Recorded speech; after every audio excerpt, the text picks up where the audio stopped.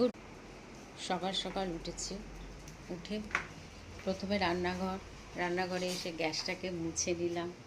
মুছে নিয়ে তার আগে চাটা খেলাম।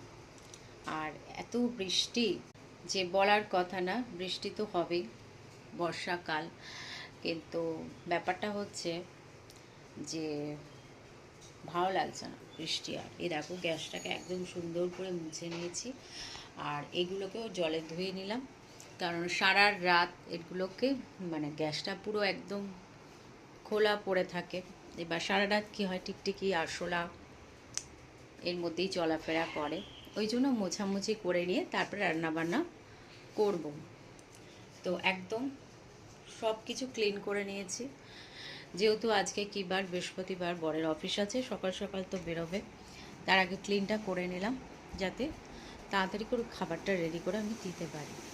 তো চলো, এইটুকু ভিডিওটা ভালো লাগলে প্লিজ লাইক করো, কমেন্ট করো, শেয়ার করো। তো এখনকার মতন টাটা, নেক্সট ভিডিওতে দেখা হচ্ছে। চলো টাটা।